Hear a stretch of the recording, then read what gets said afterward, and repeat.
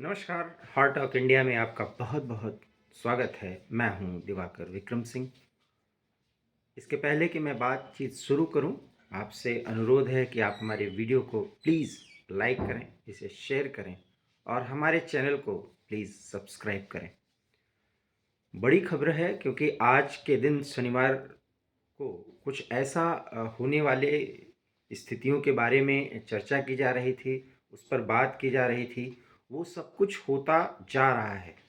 जब मैं आपसे बात कर रहा हूं तब खबर यह है कि अरविंद केजरीवाल को दिल्ली के राउज एवेन्यू कोर्ट से बेल मिल गई है। तो बेल मिलने का मतलब अब आप समझिए कि शराब नीति घोटाला मामले में अरविंद केजरीवाल की संलिप्तता के संदर्भ में जो 8 समन एनफोर्समेंट डायरेक्टोरेट की तरफ से जारी किए गए थे, ईडी की तरफ से, वो उस पर उपस्थित नहीं हो रहे थे। कोर्ट में वो जो पेश हुए हैं तो सिर्फ ये राहत उनको मिली है कि उनको गिरफ्तार नहीं किया जा सकता। इसके मायने ये नहीं है कि ईडी उनको अगला समन या अर्थात 9वां समन जारी नहीं करेगी, अर्थात वो करेगी, क्योंकि उनकी संलिप्तता के संदर्भ में जो भी उसके पास प्रमाण हैं वो कानूनी कार्रवाई चलती रहेगी। लेकिन फिलहाल उनको गिरफ्तारी से बहुत बड़ी राहत मिली है। तो जेल जाना उनका तय है, ये यकीन मानिए, लेकिन उनको राहत मिली है।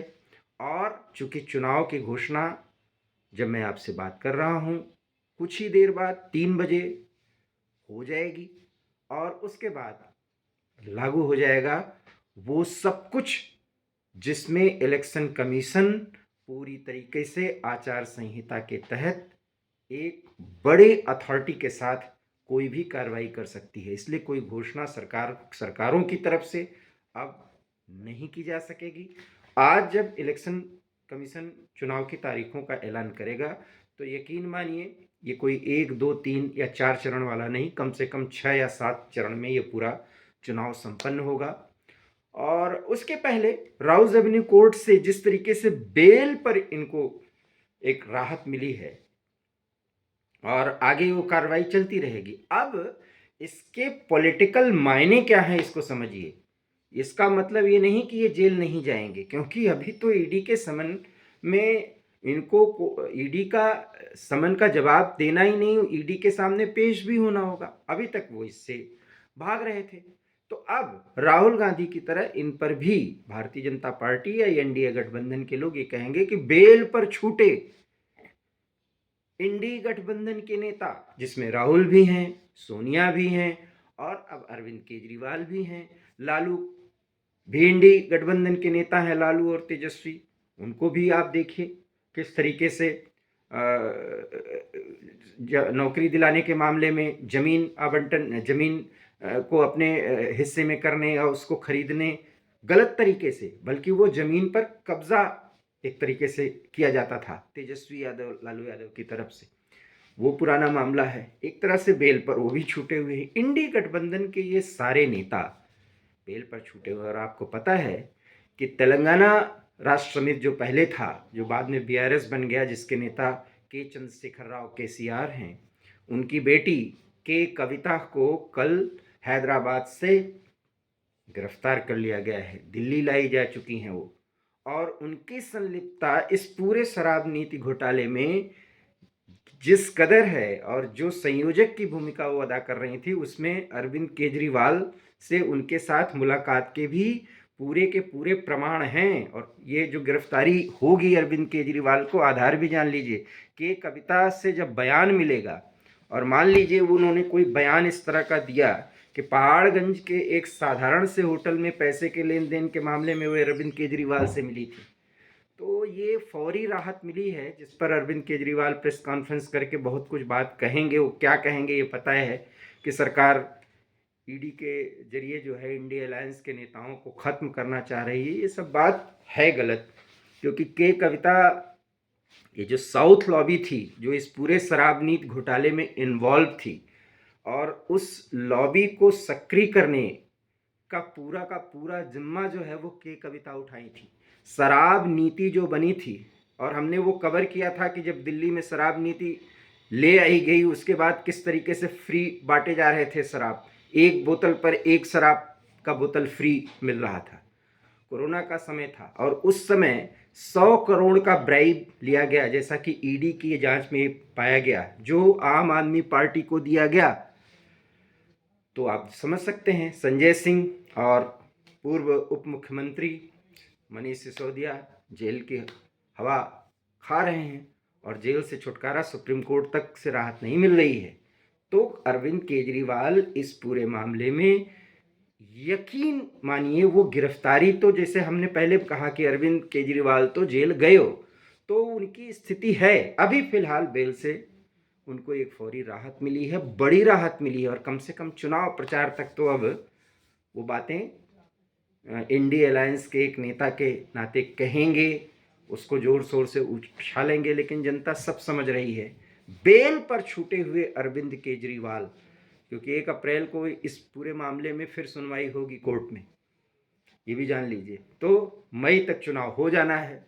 तो अब पूरे चुनाव प्रचार के दौरान इंडी अलायंस के एक बड़े नेता के तौर पर दिल्ली और पंजाब में और अन्य जहां भी वो जाना उचित समझेंगे, जो अलायंस का मामला है, तो उसमें अब वो जा सकेंगे। तो मैं आपसे बात ये कह रहा था कि इसके मायने क्या हैं। मायने ये हैं कि जब प्रधानमंत्री नरेंद्र मोदी, जो कि एनडीए के एक प्रमुख चेहरे के रूप में हैं और पिछले 15 दिनों से एक ताबड़तोड़ रैलियां उनकी की जा रही हैं, जिसमें साउथ कन्याकुमारी से लेकर के और कश्मीर तक आप कह सकते हैं। अभी कल उन्होंने कन्याकुमारी में संबोधन दिया, हैदराबाद भी वो पहुंचे, कश्मीर में वो जाकर के बहुत बड़ा ऐलान कर चुके हैं, गुजरात भी पहुंच चुके हैं, नॉर्थ ईस्ट भी वो गए थे, असम में उनका तो एक 15-20 दिनों से उनका एक चुनावी प्रचार का दौर चल ही रहा है, और जिसमें वो सीधे सीधे इंडिया अलायंस में क्या क्या कुछ पक रहा है और कितनी भ्रष्टाचार की स्थितियों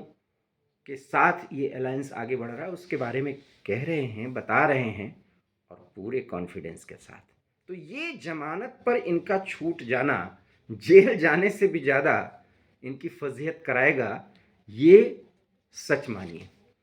तो कुल मिलाकर के इलेक्शन कमीशन की घोषणा के पहले अरविंद केजरीवाल जी को एक बड़ी राहत मिल गई है। बट इस राहत के मायने ये नहीं कि ये इंडिया अलायंस के लोग कहें कि ईडी और सीबीआई के जरिए सबको जेल में डालने और पूरी तरह से चुनाव जीतने के लिए ये एनडीए और भाजपा के लोग, प्रधानमंत्री जिसका नेतृत्व कर रहे हैं, ये चाह रहे हैं, जिसमें ये सफल नहीं होंगे। तो इसका बहुत बड़ा प्रभाव जनता पर नहीं पड़ने वाला, क्योंकि दिल्ली की 7 सीटों पर भी आम आदमी पार्टी एक सीट पर कुछ कर सकती है तो कर सकती है, अदरवाइज वो अपने 7 सीट दिल्ली की नहीं बचा पाएंगे जहां वो मुख्यमंत्री के तौर पर काम कर रहे हैं। पंजाब में चूंकि एंटी भाजपा एक फीलिंग है किसान प्रोटेस्ट के नाम पर, क्योंकि जिस तरीके से वो बातें नहीं की जानी चाहिए, लेकिन खालिस्तान मूवमेंट के साथ साथ देश विरोधी शक्तियां जिस तरह से प्रभावी हैं, और वहाँ कांग्रेस को भी कुछ फ़ायदा नहीं होने वाला, क्योंकि जिस तरीके से आम आदमी पार्टी कुछ एनजीओज के माध्यम से राष्ट्र विरोधी तत्वों के साथ जुड़ी हुई है, ये बहुत जल्दी खुलासा होगा। ये आज आप ये याद रखिएगा, अरविंद केजरीवाल की स्थिति बहुत खराब होने जा रही है, और बस सिर्फ 2 महीने अब शेष हैं, क्योंकि मई में चुनाव संपूर्ण हो जाएगा और मई में ये घोषणा भी हो जाएगी चुनाव के रिजल्ट आने के बाद कि मोदी ही तीसरी बार प्रधानमंत्री बनने जा रहे हैं। और वो प्रधानमंत्री बनने जा रहे हैं, ये वॉक ओवर दे चुका है विपक्ष, क्योंकि इतना बड़ा मुद्दा इस बेल के बाद अरविंद केजरीवाल के जरिए अब भारतीय जनता पार्टी को मिला है, जिस पर आप देख लीजिएगा चुनाव प्रचार में एक तरीके से प्रचार में वॉक ओवर दे दिया है विपक्ष ने, सब वेल पर छूटे हुए हैं। तो ये वेल मिली नहीं तो इनकी गिरफ्तारी आज होनी थी, बट ये गिरफ्तारी टली नहीं है, बहुत ही पुख्ता सबूत हैं। और जिस तरीके से केसीआर की बेटी के कविता की गिरफ्तारी हुई है, बहुत पुख्ता प्रमाण है कि कविता की गिरफ्तारी में क्या क्या नौटंकी की गई आपने देखा। लेकिन क्योंकि 13 से 14 अप्रैल तक जो है, 14 अप्रैल माफ़ करिएगा, मार्च की कविता को एक राहत मिली हुई थी, और उसके बाद इनको ईडी ने उठा लिया। और ईडी अगर उठा रही है तो उसके पीछे आधार है। ऐसे कोई संस्था या कोई संगठन, वो भी संवैधानिक संस्था, जिस पे सरकार पर सीधे सीधे आरोप विपक्ष लगा रही है, ऐसे किसी को गिरफ्तार नहीं कर रही है। 100 करोड़ का ब्राइब लिया दिया गया है। साउथ की वो लॉबी जिसका संबंध न सिर्फ के कविता हैदराबाद अर्थात केसीआर राव जो तेलंगाना में शासन कर रहे थे, अब उनकी सरकार चली गई। और विडंबना देखिए कि कांग्रेस सहित तमाम विपक्षी दलों ने कहा कि के कविता की गिरफ्तारी जो है वो ईडी के जरिए चुनाव प्रचार को प्रभावी करने या साउथ में एक बड़ा दबाव बनाने की भाजपा की मुहिम है। अब आप देखिए, इसी बीआरएस या केसीआर राव जो अध्यक्ष थे और मुख्यमंत्री थे, उनको हटाने के लिए कांग्रेस ने कितनी बड़ी कवायद की और कांग्रेस को सफलता मिली, सरकार भी कांग्रेस की बनी है। लेकिन अब बीआरएस के नेता की गिरफ्तारी हुई, के कविता एमएलसी भी हैं बीआरएस की और के चंद्रशेखर राव केसीआर की बेटी भी हैं। आज कांग्रेस उनके साथ खड़ी हुई है। तो ये एक भाजपा को या एनडीए को एक बड़ा मौका तो मिल ही गया है कि भाई चोर चोर मौसेरे भाई की स्थिति में सब एक साथ हो जाते हैं, वैसे ये विरोध में लड़ते हैं। तो एक बहुत बड़ा मुद्दा मिल गया है, ये वॉकओवर है। मैं बार बार कह रहा हूं कि विपक्ष ने वॉकओवर दे दिया है इस तीसरे टर्म की पूरे लोकसभा चुनाव की लड़ाई के संदर्भ में अगर बात की जाए तो। रही बात सरकार की आलोचना करना न करना, ये हमारा आपका काम है, ये लोकतंत्र में उत्तरदायित्व है सबकी। लेकिन चुनाव सुधारों को लेकर के या एक साथ चुनाव कराए जाने को लेकर के इलेक्टोरल बॉन्ड के संदर्भ में जो अभी सुप्रीम कोर्ट में एसबीआई ने सारे प्रस्तुत कर दिए, अब उस पर भी चर्चा होगी। लेकिन उस पर भी आप देख लीजिएगा कि विपक्ष और विशेष करके कांग्रेस जो है वो ज़्यादा फंसती हुई नजर आएगी। अब जो जानकारी कोर्ट को, सुप्रीम कोर्ट को दी गई है, उसमें किस किस पार्टी को कितना चंदा दिया गया है इलेक्टोरल बॉन्ड के जरिए। हालांकि उसमें भारतीय जनता पार्टी टॉप पर है, लेकिन कोई पार्टी छूटी नहीं है, हम आपको बता दे रहे हैं। और किसको कितना चंदा मिला है इसकी भी सूची आ गई है, वो भी हम आपको बता सकते हैं। क्योंकि जो सूची आई है उसके मुताबिक अगर हम आपको जानकारी दें तो वो भी बड़ा दिलचस्प है। इलेक्टोरल बॉन्ड के जरिए इस सूची में बहुत अच्छी जानकारी आपको खोलकर आएगी सामने। और उसमें सबसे ज़्यादा फ़ायदा जो है वो भारतीय जनता पार्टी को मिला है, लेकिन कोई पार्टी इससे अछूती नहीं है, ये भी हम आपको स्पष्ट तौर पर बताना चाहेंगे। तो कुल मिलाकर के ये एक बड़ी बात है और इसके मायने समझिए कि किसी भी मुद्दे पर कांग्रेस या इंडी अलायंस के लोग अगर सवाल उठा रहे हैं तो उसके फ़ायदे नहीं नज़र आ रहे हैं इनके पास, ये फ़ायदा उसका कैसे ले पाएँ। और इसलिए मैं ये कहता हूँ कि ये वॉक ओवर वाला गेम है और इस पूरी लड़ाई को प्रधानमंत्री ने इतना अपने लिए आसान बना दिया है कि वो पूरे आक्रामक अंदाज में इस बार चुनाव प्रचार में जैसे ही मौका मिल रहा है, ये इन नेताओं की पूरी तरीके से खिंचाई कर रहे हैं।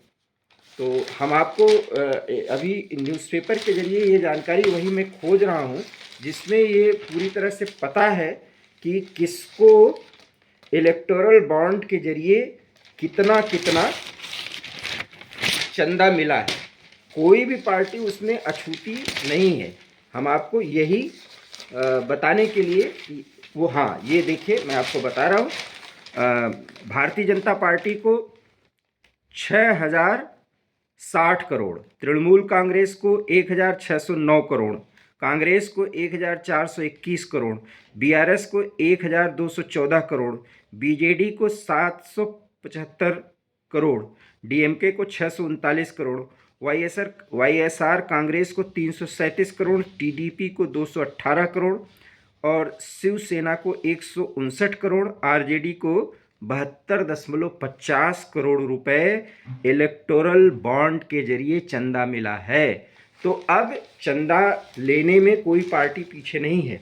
इसलिए इस इलेक्टोरल बॉन्ड को भी अगर एक मुद्दा बनाया जाता है तो अब आप समझ लीजिए कि इस मुद्दे पर भी प्रधानमंत्री पर और भारतीय जनता पार्टी पर कोई बहुत दाग सा लग जाए, इस तरह का प्रभाव नहीं पड़ने वाला। और सबसे ज़्यादा चुनावी चंदा किसने दिया है ये भी आप जान लीजिए, सैंटियागो मार्टिन, ये लॉटरी किंग है और ये सबसे ज़्यादा चंदा देता है। और चंदा किसको किसको दिया है अगर हम वो बताएंगे तो वीडियो बहुत लंबा हो जाएगा, लेकिन इतना ज़रूर जानिए कि इस मामले में भी विपक्ष जो है वो भारतीय जनता पार्टी को बहुत घेर नहीं पाएगी, क्योंकि इसके जब मायने और अर्थ और जब जानकारियाँ निकलेंगी तो कहीं न कहीं विपक्ष और विशेष करके कांग्रेस उसमें फंसती हुई नज़र आएगी। तो कुल मिलाकर के केजरीवाल जी को राहत मिल गई, लेकिन अब बेल पर छूटे हुए नेता, जिसमें राहुल गांधी, सोनिया गांधी और लालू प्रसाद यादव, तेजस्वी यादव, जिस नेता का नाम ले लीजिए उसमें अब केजरीवाल जी भी शामिल हो गए। और ये बड़ी बात है, क्योंकि ये व्यक्ति अन्ना आंदोलन से शुरुआत करके और उसके बाद शुचिता के नाम पर, भ्रष्टाचार को हटाने के नाम पर शासन में आया, सरकार बनाया, तीसरा टर्म पूरा करने की ओर अग्रसर है वो व्यक्ति। आज वो एक ब्राइब के मामले में, गलत नीति बनाने के मामले में, एक शराब लॉबी को फ़ायदा पहुंचाने के मामले में, 100 करोड़ के घूसखोरी के मामले में वो ईडी के रडार पर है। ये एक बहुत बड़ी बात है जिसका असर अंततः दिल्ली के लोकसभा चुनाव के दौरान दिल्ली की सीटों पर भी पड़ने वाला है। पंजाब में भी स्थितियां बदलेंगी। इसलिए मैं बार बार ये बात कह रहा हूँ, ये चुनाव पूरी तरीके से विपक्ष ने भारतीय जनता पार्टी एनडीए को वॉकओवर दे दिया है। बहुत ही खराब स्थिति में फिलहाल इंडिया अलायंस खड़ा हुआ है। फिलहाल हॉट टॉक इंडिया में इतना ही। देश और दुनिया की तमाम बड़ी खबरों पर हम आपसे बातचीत करते रहेंगे, लेकिन एक बार फिर आपसे अनुरोध यही है कि मेरे वीडियो को प्लीज़ लाइक करिए, हमारे चैनल को प्लीज़ सब्सक्राइब करिए, बहुत अच्छा लगा हो तो इसे शेयर ज़रूर करिए। मुझे दीजिए इजाज़त। नमस्कार।